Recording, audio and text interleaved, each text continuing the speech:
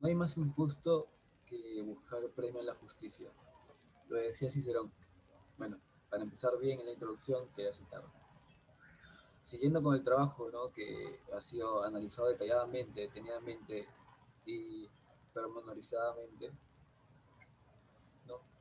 Hemos visto una serie de factores, jóvenes factores, ¿no?, que unen al derecho de los bienes con el derecho romano, ¿no?, en la cual está estructurado de la siguiente manera. Como, como empezamos con los, o sea, tipo, de manera general, podemos decir que empezamos con los saberes previos, ¿no?, donde vamos a encontrar y hemos analizado, ¿no?, más que todo el Corpus Juris Civilis y el Codex Theodosianus. Empezando con el Corpus Juris Civilis, tiene como importante consagración, eh, o sea, tiene como importancia la consagración en ello del sistema del derecho, o sea, porque la perdurabilidad que generó en la historia y en el campo jurídico fue enorme y muy relevante en el mundo del derecho. Y en segundo, pues tenemos el último cuerpo legal vigente de todo el Imperio Romano, que es el Corpus Theodosianus, ¿no?, donde tiene a partir de su publicación algo muy detallado y algo que cambió todo, todos los gobiernos romanos, porque habían generado una autonomía y cada vía jurídica, pues, bueno, por parte del Imperio Romano, pues tenía un camino distinto, o reglas distintas. Y bueno, luego pasamos al segundo lugar, ¿no?, donde tenemos los contenidos temáticos, donde a través del concepto de bienes que se puede designar a todo lo que pudiera ser objeto de derecho. Pero ello no negaba también la primitiva división de cosas dentro del patrimonio, o fuera también de ello, ¿no?, que se podía dar cuenta de ello en las instituciones de Justiniano. También tenemos la clasificación de los bienes de la antigua Roma, que ha sido colocada como incompleta. ¿Por qué incompleta? Porque solamente contaba con dos clasificaciones, que era el res divini juris y el res humani juris, ¿no?, en la cual la primera contaba solamente con, bueno, regía en los derechos divinos, y el segundo solamente regía para los derechos humanos. En tercer lugar, ¿no?, contamos con, bueno, mostramos, ¿no?, la clasificación general de las cosas, bueno, de los bienes, donde está dividido el res divini juris y el res humani juris, que ya ha sido mencionado, ¿no?, y también las cosas incorporales y el res mancipatio. Bueno, perdón, el res privatae, ¿no?, donde tenemos el res privatae como contenido, ¿no?, un montón de cosas, como cosas corporales, cosas incorporales, que va a ser lo principal, esto, como cosas muebles, cosas inmuebles, consumibles, no fungibles, no fungibles, divisibles o no divisibles, hasta principales y accesorias, ¿no? Luego pasamos con las cosas incorporales que deriva, ¿no?, de res privatae, ¿no?, porque lo fundamental de ello es los derechos personales que tienen, ¿no?, y también los bienes como objeto que mantienen el derecho de autor y las incorporaciones de industrias y los establecimientos de comercio. También en ello es muy importante, ¿ya? Y antes de finalizar, ¿no?, tenemos que el Mancipatio, que es un instituto típicamente romano, está también como parte de un contrato verbal y formal, ¿no?, y solemne también, con la que se transmitía la propiedad, ¿no?, de las cosas mancipables, ¿no?, el res mancipi. Pero como tal, estos actos será necesario que como 5 testigos ciudadanos romanos púberes y un sexto que sostenía una balanza de cobre, ¿no?, llamado por ello portador de la balanza libre, pues, lo que en ello se le dice el acto emancipable o el acto remucho. Para finalizar, los modos de adquisición de la propiedad, ¿no?, que, bueno, están los modos de adquisición de la propiedad que mediante un traditio o tradición romana, también considerado, ¿no?, entenderá un sentido jurídico que consiste en la transmisión de la propiedad de una cosa mediante la entrega de la misma, del tradens, ¿no?, o el accidens, ¿no?, que contrata una recíproca voluntad de ambos de transmitir o adquirirla, ¿no?, o sea, tipo, de darle a esa otra persona tu propiedad, ¿no?, que a base que una justa de que a base de una justa causa no se demuestra ante el derecho de legitimidad la dicha transmisión. Y para especificar, ¿no?, el traditio podemos decir que es el único modelo mediante el cual el propietario de una cosa puede transmitir la propiedad o de la misma como consecuencia de un contrato de precedente, ¿no?, como una hipoteca, en resumidas cuentas. Mi nombre es Renzo Rafael Terrell Torres y hoy hablaré sobre el Corpus Juris Civilis y el Codex Theodosianus. El Corpus Juris Civilis se le denomina así a la compilación legislativa llevada a cabo por el emperador bizantino Justiniano I. Se le conoce también como el Código Justiniano. Bajo sus auspicios se realizaron 4 obras importantes que a partir de la publicación de la edición completa en 1583, gracias a Dionisio Godofredo en Ginebra, se denominó Corpus Juris Civilis. Esta obra se puede dividir en 4 partes. Las instituciones contienen a prefectos y doctrinas que están determinadas en 4 libros de reducida extensión. De reducida extensión que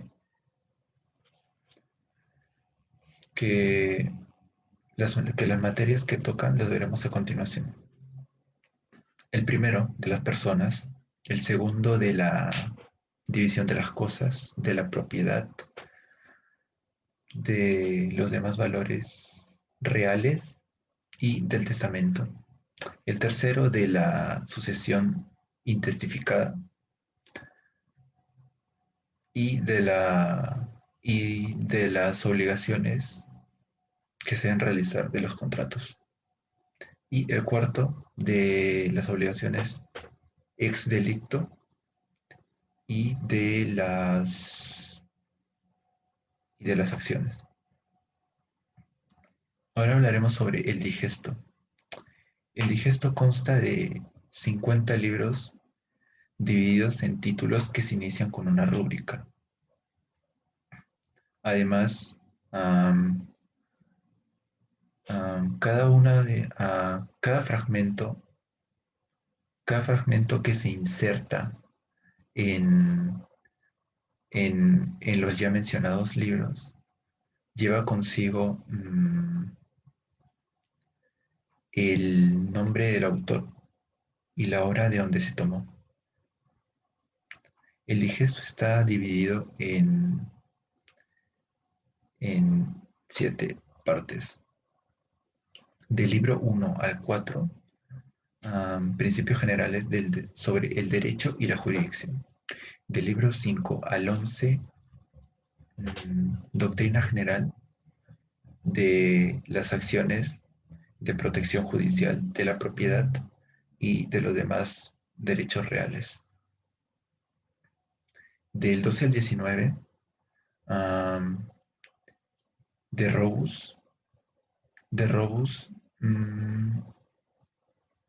y obligaciones y contratos. Del 20 al 27, umbilicius y obligaciones y familia. Del 28 al 34,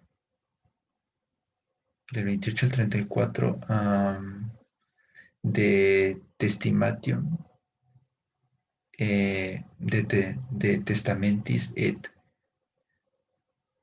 testamentis et codilicius, herencia, legado y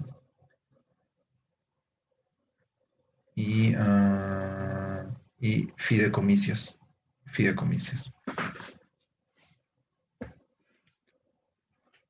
Y del 35 al 44, herencia pretoriana,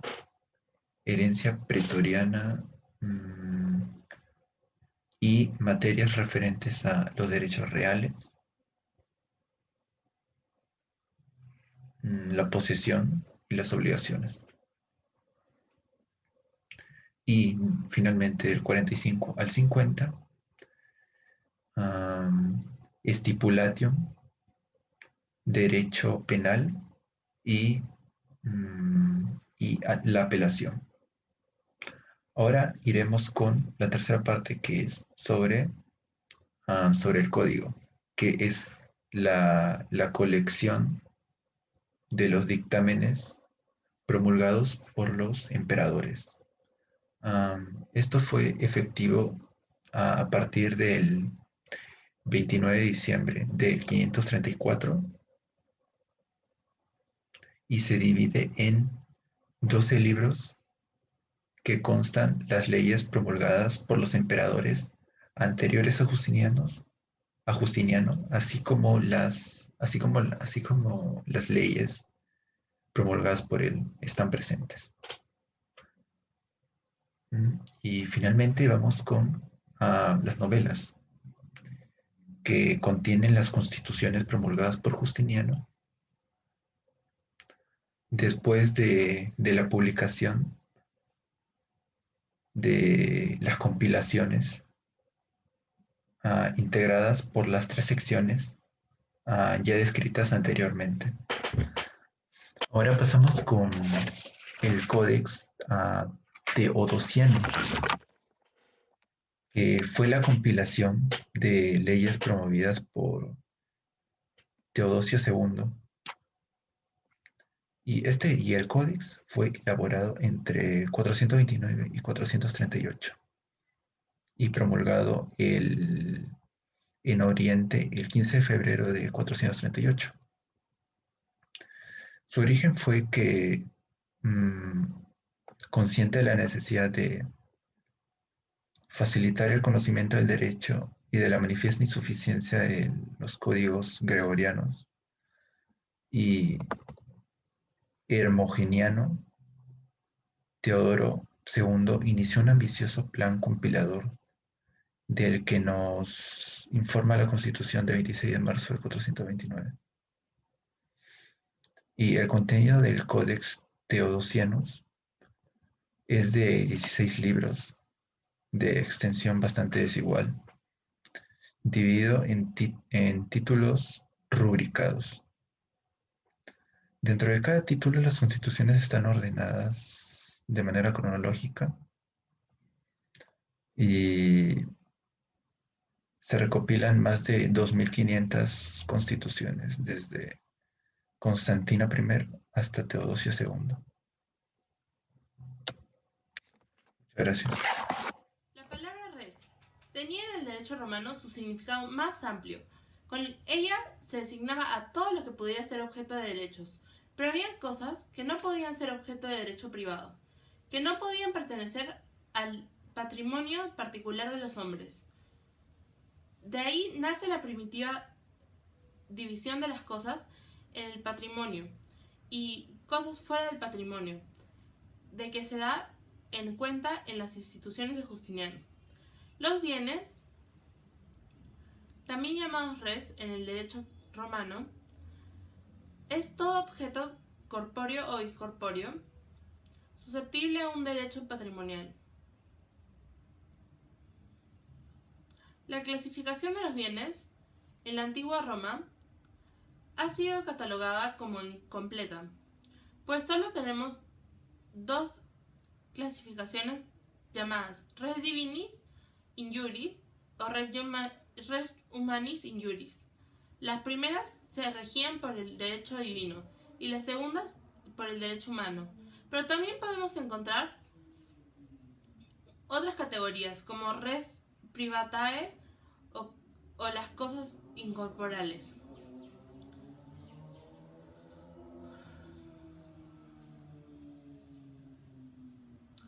Como ya mencionamos antes, la clasificación de los textos de la Roma clásica se dividía en res divinis juris y res humanis iuris. También tenemos otras clasificaciones como la de los bienes privados o res privatae. Como se ha mencionado antes el concepto de res privatae, damos paso a la clasificación general del mismo. Cosas corporales son los bienes que tienen una forma física y en consecuencia pueden ser apreciadas por medio de los sentidos. Cosas incorporales, bienes sin una naturaleza física, pero pese a ello tienen un contenido patrimonial. Las mismas que se identificaron como cosas que no pueden tocarse, son de carácter subjetivo, pero no por ello dejan de constituir un bien. Cosas muebles, aquellos que pueden trasladarse fácilmente de un lugar a otro por su propia fuerza orgánica o animal. Cosas inmuebles, posesiones que están ancladas al suelo como fundos o fincas rústicas y urbanas, por lo que también se le denomina bienes raíces. Cosas consumibles son aquellas de uso normal que terminan siendo consumidas o destruidas por el hombre, con el fin de llenar la necesidad humana. Por ejemplo, el vino y el trigo. Cosas no consumibles, aquellas cosas cuyo uso es de lento desgaste, el hombre obtiene provecho sin consumirlas e incluso una buena utilización de las mismas que las lleva a su conservación. Cosas fungibles son aquellas consideradas en función de su número y cantidad. También se cuentan las medidas o peso, como 10 litros de vino. Además, pueden ser sustituidos por otros. Cosas no fungibles. Son los no sustituibles, las cosas que se identifican individualmente como un terreno que se reconoce por su superficie o un esclavo que se identifica por su nombre. Cosas divisibles. Aquellas que al fraccionarse e independizarse en proporciones no pierden su esencia y utilidad. Comúnmente este es el caso de los terrenos agrarios con las divisiones usuarias independizadas. Cosas indivisibles. No omiten ninguna clase de división, pues pierde su valor original de ese modo, como es el caso de un diamante, mesa o vehículo. Cosas simples. Aquellas cosas que en los usos sociales se utilizan como una unidad independiente, sin ser necesariamente de componentes físicos o químicos. Cosas compuestas. Son la suma de las cosas simples. Las agrupaciones de las cosas simples tienen un aspecto compacto o mecánico, como por ejemplo una nave o edificio. Cosas principales. Tienen una existencia y naturaleza propia, sirviendo inmediatamente y por ellas mismas las necesidades del hombre.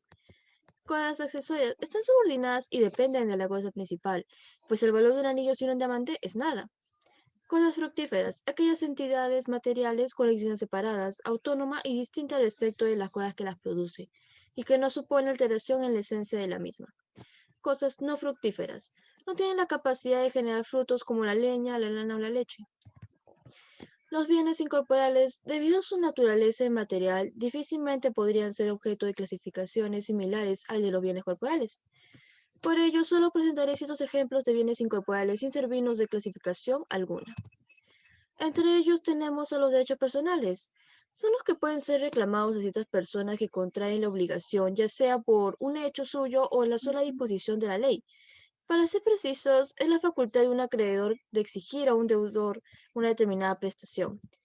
También los bienes que son objeto de los derechos de autor. Por supuesto, nos referimos a los denominados derechos de autor, concebidos como aquellos que se consagran sobre obras literarias, artísticas y científicas, sin que importe su forma de expresión. Hemos de precisar que con la expresión derechos de autor se hace referencia, por un lado, a los derechos patrimoniales, a los que podríamos englobar bajo la denominación de propiedad y una serie de derechos extrapatrimoniales. Después están los incorporales industriales. Se trata de aquellos que tienen una aplicación comercial e industrial. Se ha sostenido que solo se reconoce un derecho patrimonial al derecho de la propiedad industrial. Sin embargo, en algunos casos de la normativa parece reconocer al inventor de bien material la titularidad de un derecho patrimonial, naturalmente imprescriptible e inalienable. Por último, tenemos el establecimiento de comercio, el cual es el conjunto de bienes organizados para realizar los fines de una empresa.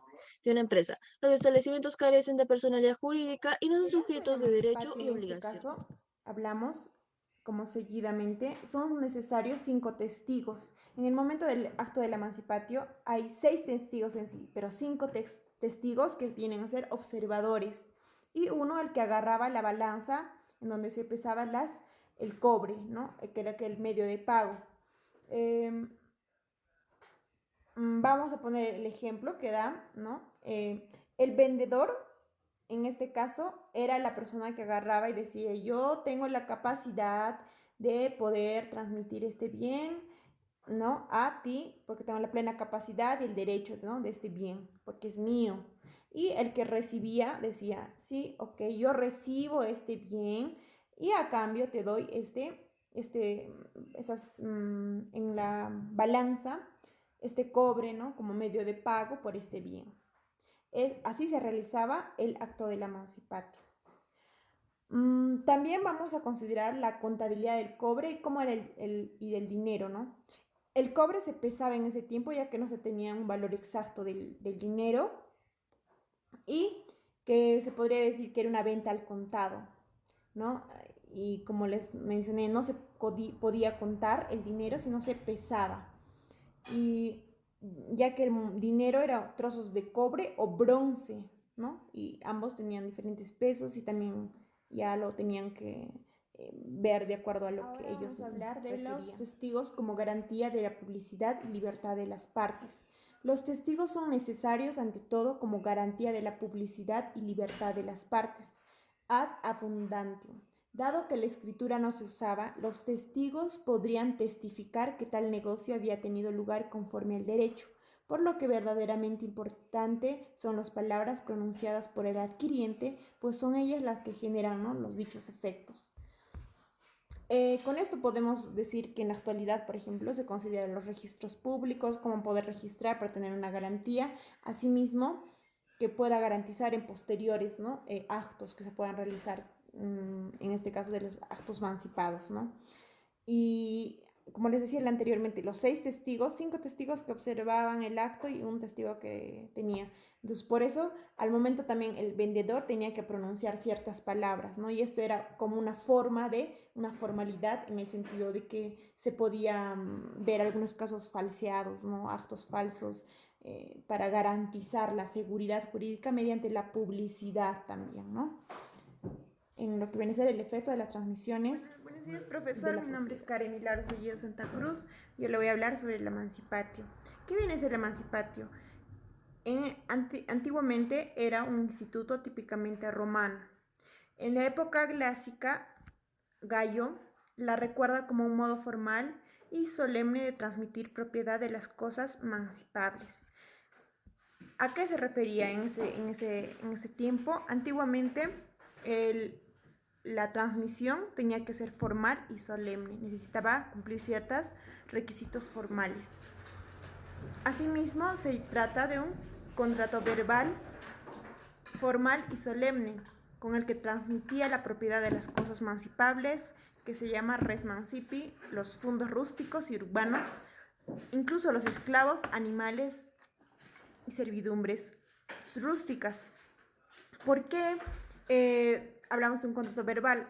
Ya que antes no necesariamente había escritura, se podría decir, entonces se daba de manera formal y asimismo también tenía que tener la característica, el que transmite tenía que tener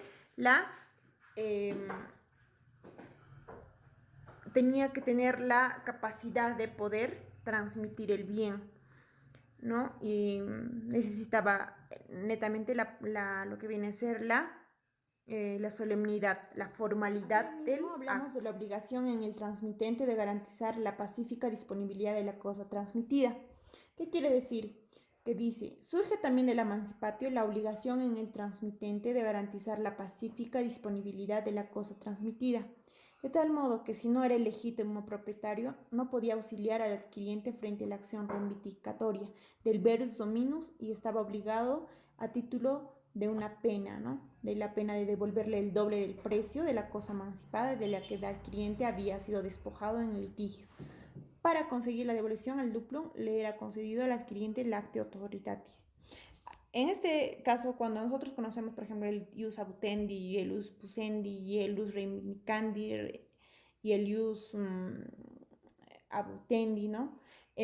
Nos vamos a dar cuenta que es muy importante el de reivindicación, porque o también el ius pusendi, ¿no?, el abutendi, pero el reivindicación, porque cuando, por ejemplo, en la actualidad el juez dice que se le reivindique el bien, que se le devuelve el bien al propietario, a quien debería ser el propietario, igual, en ese tiempo, para ver una seguridad jurídica, en caso, digamos, de que no se garantice la legitimidad de la propiedad. Por ejemplo, el vendedor no garantiza la legitimidad de su capacidad para poder realizar el acto. Entonces, o haya tenido intención de mala fe, haya hecho, no sería su propiedad, un bien mueble o inmueble, no sea de él, pero lo quiera vender. En este caso, cuando se pueda observar este caso, tenía que él devolverle incluso el doble del precio que le había cobrado. ¿Por qué? Porque este no tenía la capacidad para realizar dicho acto. Asimismo, vamos a pasar a lo que viene a ser las formas de tradición que existían, ¿no?, en lo lo que viene a ser la transmisión de la propiedad. Modos de adquisición de la propiedad. Vamos a hablar de la traditio, tradición romana, que se refiere, así pues, la traditio, tradición general, que significa la transmisión o entrega de latus sensu. Por tradición en sentido jurídico entendemos aquel acto que consiste en la transmisión de la propiedad a ser transmitida y adquirida en base a una justa causa que demuestren del derecho la legitimidad de dicha transmisión. Cuando referimos a esta, es que considera muy importante la voluntad o la capacidad, así como en el acto jurídico, la capacidad de, o la voluntad, ¿no? Es una manifestación de voluntades de ambas partes. Es muy importante en lo que viene a ser la traditio. Asimismo, y también, y no olvidar la legitimidad, como les decía, el vendedor tiene que tener la legitimidad de poder transmitir el bien, y así como el adquiriente también tiene que dar el pago correspondiente por dicho bien comprado. En este caso también hablamos de la traditio, modo de transmisión de la propiedad del derecho justiniano, en el cual habla sobre que el único modo mediante el cual el propietario de una cosa podía transmitir la propiedad de una misma.